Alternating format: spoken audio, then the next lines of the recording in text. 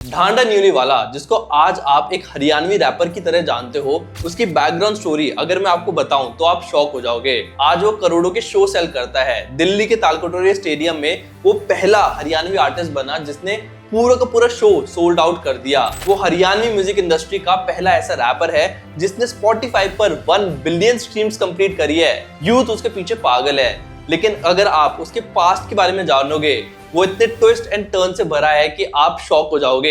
एक छोटे से गांव से निकलकर उसके गैंगस्टर बनने तक का सफर, और फिर क्राइम की दुनिया को छोड़कर फिर से अपनी लाइफ रीबिल्ड करने से लेकर आज इंडिया का one of the biggest pop star बनने तक का सफर, ये इतना ज्यादा इंटरेस्टिंग है कि शायद आपने कभी भी ऐसी स्टोरी नहीं सुनी होगी। इस वीडियो को एंड तक जरूर देखना, क्योंकि इस वीडियो में हम लोग डिस्कस करेंगे ढांडा की पूरी स्टोरी कि कैसे वो गैंगस्टर से हरियाणवी इंडस्ट्री का टॉप आर्टिस्ट बना। साथ ही साथ उसके फाइनेंसेस भी डिस्कस करेंगे कि हरियाणा के एक छोटे से गांव से निकलकर आज उसने करोड़ों का बिजनेस एम्पायर कैसे बनाया, आज वो कितने पैसे कमाता है, कहां से कमाता है, सब कुछ आज की इस वीडियो में डिस्कस करेंगे। तो इस वीडियो को एंड तक जरूर देखना। Hi guys, my name is Hritik Milawat. I was business analyst and strategist at world's top consulting firm Bain & company, and इस चैनल पर मैं टॉप यूट्यूबर्स की मार्केटिंग एंड बिजनेस स्ट्रैटेजीज को डिटेल में डिस्कस करता हूं।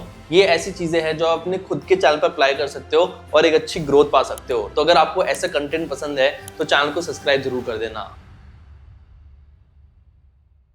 ढांडा न्यूलीवाले का असली नाम प्रवीण ढांडा है एंड 21 मई 1998 में हरियाणा के एक छोटे से गांव न्योली में उनका जन्म हुआ था। वो एक काफी simple lower middle class family से बिलोंग करते हैं। उनके पापा एक गवर्नमेंट टीचर थे एंड उनकी मम्मी एक हाउसवाइफ थी। घर में इतने पैसे नहीं थे स्टार्टिंग में, तो 8th क्लास तक उन्होंने गवर्नमेंट स्कूल में पढ़ाई की एंड उसके बाद उनको हायर स्टडीज के लिए हिसार शिफ्ट होना पड़ा। फैमिली की फाइनेंशियल कंडीशन इतनी स्ट्रॉन्ग नहीं थी एंड उसके पेरेंट्स मुश्किल से ही उसके एजुकेशन अफोर्ड कर पा रहे थे। बचपन से ही उसके फादर का फोकस था कि बेटे का करियर स्पोर्ट्स में बनना चाहिए एंड धीरे धीरे उसकी पूरी आइडेंटिटी स्पोर्ट्स ही बन गई। मेरी पूरी जिंदगी स्पोर्ट्स थी। मेरा सपना, मेरा ख्वाब यही था कि मैं एक बहुत अच्छा खिलाड़ी बनूं, बहुत अच्छा खिलाड़ी। बचपन से ढांडा का फोकस पढ़ाई से ज्यादा स्पोर्ट्स में था and national level disc thrower athlete भी वो बन गए थे। काफी सारे मेडल्स भी जीत गए थे और उनका फ्यूचर ऑलमोस्ट स्पोर्ट्स में ही जाता दिख रहा था। अब मैं स्पोर्ट्स में था, डिस्कस थ्रो कराया करता, तो लुधियाना में नेशनल खेलने गया था, स्कूली नेशनल, और वहाँ उस माहौल के अंदर मैंने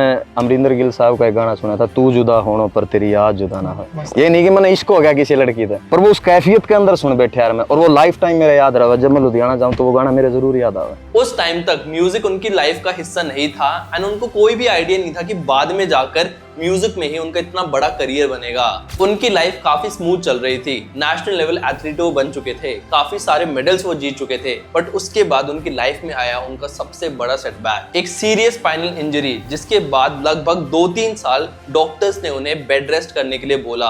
अगर इसको ज्यादा फोर्स करेगा, स्पाइनल इंजरी है, तो ये पैरालाइज हो जाएगा। 2-3 साल मैं बेड पे ही था। वह बहुत ज्यादा रही थी। मेरा 2014, 15, 16 का टाइम की बात। साई हॉस्टल में था उस टाइम। इस एक इंजरी के बाद उनका पूरा का पूरा स्पोर्ट्स करियर प्रैक्टिकली खत्म ही हो गया। जो चीज उनकी पूरी आइडेंटिटी थी वो एक मोमेंट में ही उनसे छिन गई। इंजरी के बाद एक प्रोफेशनल स्पोर्ट्समैन बनने का उनका जो सपना था वो पूरी तरीके से टूट गया एंड मेंटली भी इस टाइम पर वो काफी ज्यादा सफर कर रहे थे। और ऐसे टाइम पर अनफॉर्चुनेटली कॉलेज के दौरान उनको काफी ज्यादा बुरी संगत मिल गई। धीरे धीरे उनको ऐसे लोगों से कांटेक्ट हुआ जो कि क्राइम एंड वायलेंस किया करते थे एंड उन्होंने कुछ टाइम बाद ही बवाना ग्रुप करके एक गैंग था उसको ज्वाइन कर लिया था। वो खुद एक इंटरव्यू में बताते हैं कि 2010 से 2018 के बीच में उनकी लाइफ क्राइम और बदमाशी के बीच निकल गई थी। बुरी संगत पकड़ ली थी भाई। सिंपल 100 बात जोड़ी, इसकी ज्यादा लंबी की और वो एक ऐसा रास्ता, इसमें तो आना बहुत मुश्किल हो है। तो मेरे फादर ने बहुत ट्राई करी मेरे की बचाने की, जहां तक हो सके, हर मुकदमे में, हर चीज को। वो पूरी तरीके से एक बुरी संगति में पड़ चुके थे। गैंगस्टर बोलने में उनको प्राउड फील होता था।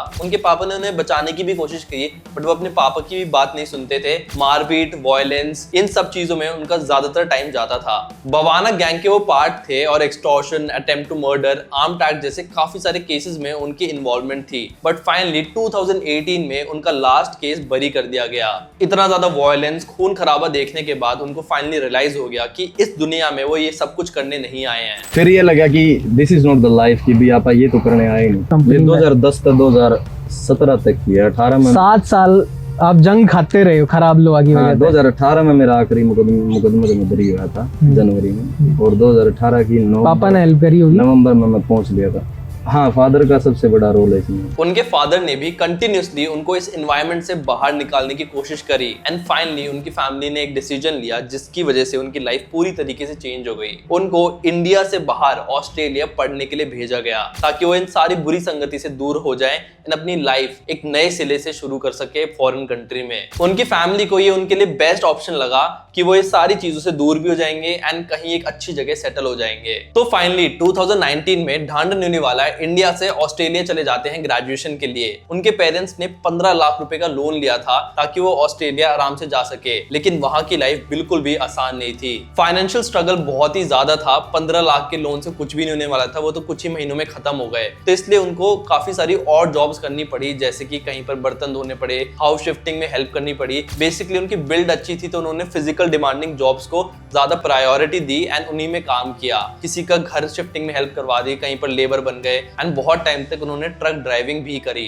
ये सब करके किसी तरीके से उन्होंने अपना घर चलाया। जो पैसे वो लेकर आए थे वो कुछ ही महीनों में खत्म हो गए। उनको काफी सारी और जॉब्स करनी पड़ी एंड एक फॉरेन कंट्री में सर्वाइव करना सही में बहुत मुश्किल हो जाता है अगर आप एक वेल टू डू फैमिली से नहीं आते। अगर आप फाइनेंशियली बहुत वीक हो इंडिया में एंड बाहर आप आते हो तो आपको सही में बहुत ज्यादा स्ट्रगल करना पड़ता है एक अच्छी लाइफ पाने के लिए फॉरेन कंट्री में। एंड यही ढांडा न्यूली वाले के साथ हो रहा था। उनको काफी सारी और जॉब्स करनी पड़ी ताकि वो एक अच्छी लाइफस्टाइल मेंटेन कर पाए फॉरेन कंट्री में। कि क्यों करोड़ एक स्टूडेंट बन के जाए पाछे 14-16 घंटे दिहाड़ी लाके कोई महीना का जो पीछा आया करता उस पीछे आती यूनिवर्सिटी की फीस भर के, माँ बाप का कर्जा तार के, हारी बीमारी हो रही उनका उनके पीछे पुचा के, ओड़ा का खर्चा काट के फिर इतनी सी कोई अमाउंट बचा कर दी। उस अमाउंट के गल अपनी लिखाई गायकी की कोई वीडियो बनाई है, वह एक गाना बने पाछर उसकी कंसिस्टेंटली दो साल तक कंटिन्यू इंडस्ट्री के अंदर गाने दे के अड़ते ही पहुंचे हूँ भाई मैं। लेकिन एक चीज जो बचपन से उनके साथ थी वो थी उनकी शायरी। स्पोर्ट्स के टाइम पर और क्राइम वाले फेज में भी अपने दोस्तों के बीच में वो शेरो शायरी काफी ज्यादा करते थे एंड इसीलिए वो जाने जाते थे। फ्रेंड्स अक्सर उनसे बोलते थे यार ढांडा एक शायरी सुना दे एंड ढांडा न्यूली वाले को भी काफी ज्यादा शौक था शायरी सुनाने का। और धीरे धीरे ढांडा ने भी अपनी इस पोएट्री को एक म्यूजिक में कन्वर्ट करना शुरू कर दिया ताकि वो मास ऑडियंस तक पहुंच पाए। उनकी राइटिंग पर उर्दू पोएट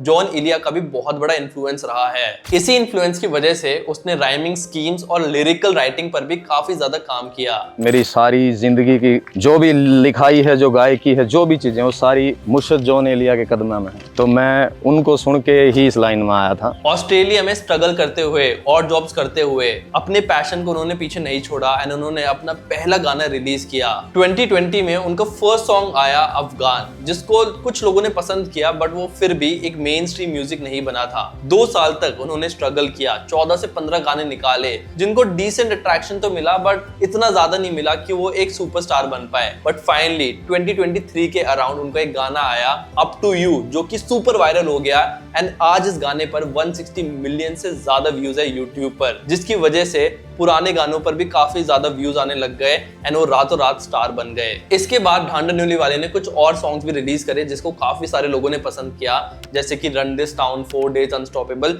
ये भी कुछ गाने थे जिस पर अच्छे खासे व्यूज आ रहे थे। इन सारे सॉन्ग्स के बाद वो काफी ज्यादा फेमस हो चुके थे, मेजर हिट सॉन्ग्स दे चुके थे।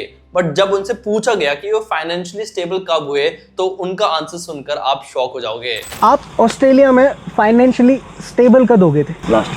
लास्ट ईयर हुए? It is a long journey, what do you know about, no one knows about the journey. Up to you गाना मैंने ट्रक चलाने ने लिखा। पॉपुलर होने के बाद भी उन्होंने अपनी जॉब को कंटिन्यू रखा और वो कंसिस्टेंटली म्यूजिक भी बना रहे थे। फिर उन्होंने काफी सारे कमर्शियल म्यूजिक बनाए and back to back almost सारे सॉन्ग्स हिट हो रहे थे।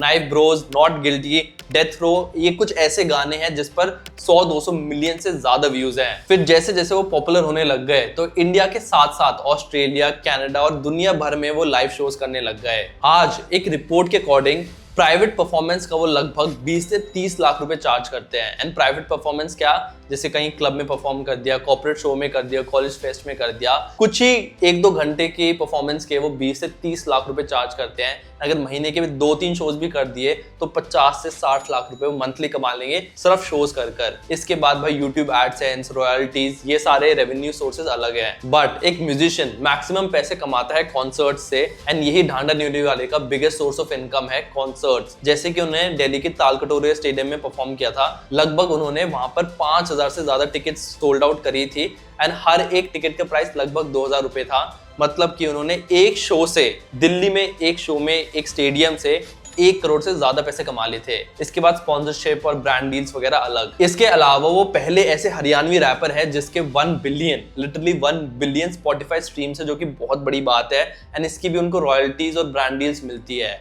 मतलब कि पिछले 3 साल में इतने सारे हिट सॉन्ग्स और शोज करने के बाद मैं आराम से कह सकता हूँ उनकी नेटवर्थ इजिली 100 करोड़ से ज्यादा होगी। लेकिन आप इतनी जल्दी इतने सक्सेसफुल हो जाओ एंड कोई आपकी टांग खींचने की कोशिश ना करे, ऐसा हो सकता है क्या, वो भी इंडिया में? तो जब ढांडा न्यूलीवाला पॉपुलर हो रहे थे तो हरियाणवी इंडस्ट्री के एक बहुत पुराने आर्टिस्ट केडी देसी रॉक ने उनके साथ काफी बीफ करने की कोशिश करी। इन दोनों की काफी डिबेट हुई, लड़ाई हुई। इसका कोई फाइनल कंक्लूजन तो नहीं निकला, बट इससे ढांडा न्यूलीवाले की पॉपुलैरिटी और ज्यादा बढ़ गई। फिर ढांडा न्यूलीवाले की एक और कंट्रोवर्सी काफी ज्यादा फेमस हुई थी। उन्होंने एक गाना निकाला था वॉमिट ऑन पेपर्स, जिसमें उन्होंने बोला था, एक लाइन थी उनकी, मैं बाबे बहुत कूटता, मतलब मैं बाबाओं को बहुत ज्यादा मारता हूँ। ठीक है, तो पूरी उनकी लाइन देखना आप, जो भी कंट्रोवर्सी थी। मैंने एक बहुत ही स्पेसिफिक सेक्शन आपको बताया है। इसके ऊपर भी काफी सारे लोगों के रिलीजियस सेंटिमेंट्स हर्ट हुए थे एंड काफी ज्यादा बैकलैश मिला था। बाद में जाके उन्होंने इस लिरिक्स को पूरी तरीके से चेंज कर दिया था एंड अपने सॉन्ग को री रिलीज करा था। इन सारे कंट्रोवर्सी के बाद भी ढांडा न्यूलीवाला रुकने के लिए रेडी नहीं थे एंड आज भी वो काफी ज्यादा रेलिवेंट है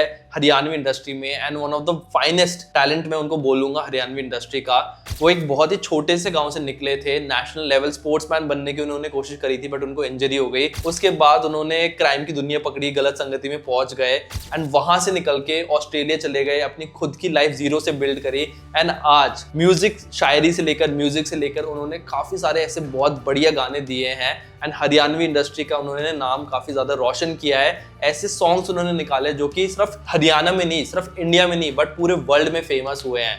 तो डेफिनेटली उनकी स्टोरी काफी ज्यादा इंस्पायरिंग है। और सबसे बढ़िया बात जो ढांडा न्यूलीवाले को बाकी सारे आर्टिस्ट से अलग करता है कि उन्होंने आज तक कोई भी बेटिंग ऐप प्रमोट नहीं की। उनको करोड़ों रुपए के ऑफर आए, जिन ऑफर को एक्सेप्ट करते वो लिटरली बहुत सारे करोड़ों रुपए कमा सकते थे, बट उन्होंने सारे ऑफर्स को डिनाई किया क्योंकि उनका मानना है कि यार मेरी वजह से किसी भी इंसान की लाइफ खराब नहीं होनी चाहिए। दर वाज अ बैटिंग ऐप। उनका मेरे से कॉल आया, अपने भाई है मैनेजमेंट वाले, इनको कॉल करी, उन्होंने बात हुई, हाँ भाई बात है कि भाई हम ऐसे ऐसे ये पैसा इतनी अमाउंट देंगे आपको, जस्ट आपको स्टोरियाँ ये वो जो भी करते हैं लगानी है। और वो अमाउंट CR में थी, ब्लैक में थी। वो इतनी अमाउंट थी कि शायद कोई भी आम आर्टिस्ट होगा ना वो उसको खुश हो जाएगा कि हो जाएगा। लेकिन मेरा वजूद इसकी इजाज़त कौन देता, क्योंकि ये काम मैं बहुत साल पहले कर चुके हूँ, 2011-12 में, और इसमें सिवाय बर्बादी के लोगों के घर उजड़ने के अलावा इसमें और कुछ भी नहीं। बहुत सारे ऐसे आर्टिस्ट हैं, बहुत सारे पंजाबी सिंगर्स हैं और जगह के सिंगर्स भी है जो बेटिंग को बहुत ओपनली प्रमोट करते हैं एंड उससे पैसे कमाते हैं, बट उनके फॉलोअर्स को सबसे ज्यादा नुकसान होता है। बट ढांडा न्यूलीवाले ने ऐसा नहीं किया